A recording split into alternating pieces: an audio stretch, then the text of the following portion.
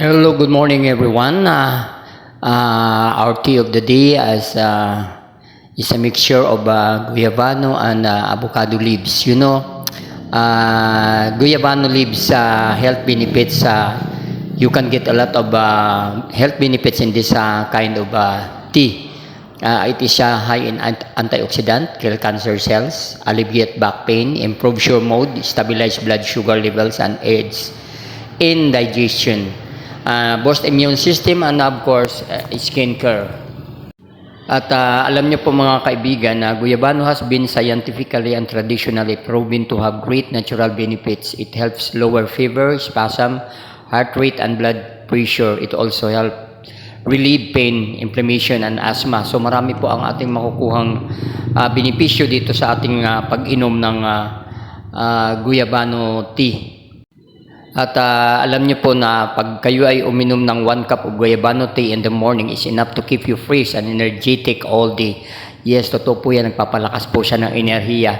Guayabano leaves not only helps in detoxifying your body but also helps in killing the cancer cells. Drinking this tea every day will cleanse your body of any kind of toxin and helps in building a stronger immune system. So, lalakas po ang ating panlaban sa mga sakit mga kaibigan kung tayo po ay inom lagi ng guayabano tea. Hindi man one cup a day is enough. Malaki na po yung may tutulong sa atin mga kaibigan dahil I'm drinking the fresh one. Meron po akong tanim ng guayabano at umiinom po ako ng not every day because I have a lot of tea. I drink malunggay tea, avocado tea, lemongrass tea, guava leaves tea. So marami po. At dito naman po sa avocado tea, ang makukuha nating health benefits ay napakarami din po. Alam niyo po ba na ang, ayan po, bago ang lahat, gugupitin lang po natin ng maliliit, cut into pieces, small pieces, and then you can add 3 glasses of water, then boil it for 10 to 15 minutes. So napakadali lang po, gupitin lang at pakuluan ng 10 to 15 minutes, may tubig na 3 baso. And you're going to drink it once you wake up in the morning with empty stomach kasi maganda po yan para nadidetox ang ating katawan, nalilinis po.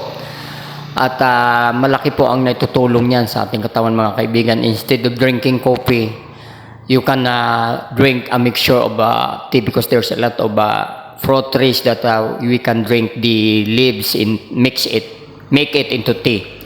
Avocado leaves just to happen to be high in quercetin. These incredible leaves are full of minerals like immune boosting, zinc, bone strengthening, calcium, and magnesium and potassium. This help promote a healthy heart by enhancing blood circulation, lowering blood pressure, and reducing hypertension. So kung meron po kayong mga hypertension, nakakatulong po to at nagpapababa ng blood sugar natin at napapaganda po ang blood circulation ng ating katawan. At alam niyo po ba na ang avocado leaves, ang isa sa natuklasan ko, napakaganda po siyang gamot sa mga sakit ng ipin. Kung meron po kayong masakit sa ipin, sa gums, magmumug lang po kayo ng mainit na pinakuluan dahon ng avocado. Napakaganda, napakabisa mga kaibigan.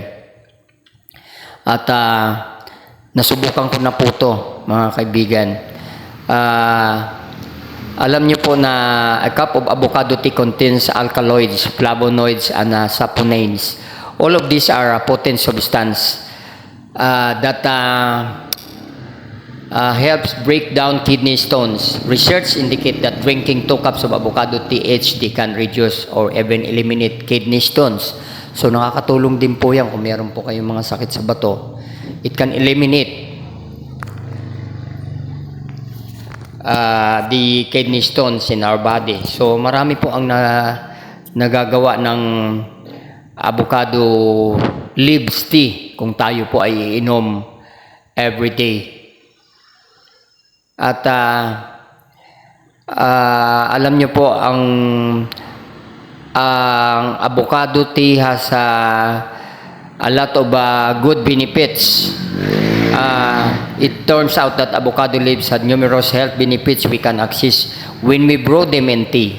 Research being conducted on what potential health benefits avocado tea could have as a treatment for health issues such as cold, flu, stomach ache, arthritis, and high blood pressure. So, Napakaganda po nito, libre naman po dahil marami nito sa ating kapaligiran mga kaibigan. At napakadali din po magtanim kung kayo ay magtatanim dahil tayo ay tropical countries dito sa Pilipinas. Madali po nito magpalago, magpatubo. Ngayon, meron na po mga grafting. So, a cup of avocado tea contains some alkaloid nga, flavonoids, at marami po siyang makukuha. At the antioxidants in avocado leaves can also help relax bezels. While this won't bring down your LDL or bad cholesterol, it can provide lower blood pressure. For best result, brew yourself avocado tea 3 times or more per week. So, ganun po ang ginagawa ko. Ako twice a week or thrice a week. Nagpapababa din po siya ng convulsion. Kung ikaw ay may seizure, a seizure is the result of neurological imbalance from too much activity in the brain's nerve areas. So, marami po mga kaibigan ang magagawa kung kayo po ay iinom nito at nagpapababa siya ng blood glucose, nakakagamot po siya ng asthma. So, yung may mga problema dyan, mag-herbal po kayo. Ito naman anyway, walang side effect na hindi kagaya ng mga gamot na nakakasira ng ating kidney. Ito po ay nakakatulong, nakakadetox ng ating katawan. Basta't uminom lang kayo once a day, 1 cup a day. At the same time, mga fruits nito nakakatulong din po. So mga kaibigan, hanggang sa muli mga kaibigan, marami pa po tayong pag-uusapan ng mga topic tungkol sa mga fresh leaves, fruit trees, tea na ating gagawin. Lalo na po ang kagaya ng mga malunggay, lemongrass, guava, napakadami pong mga health benefits sa mga yan. Hindi na po kailangan bilhin dahil nasa paligid-ligid lang po mga kaibigan. Okay, hanggang sa muli. Bye-bye. Thank you for watching and God bless everyone.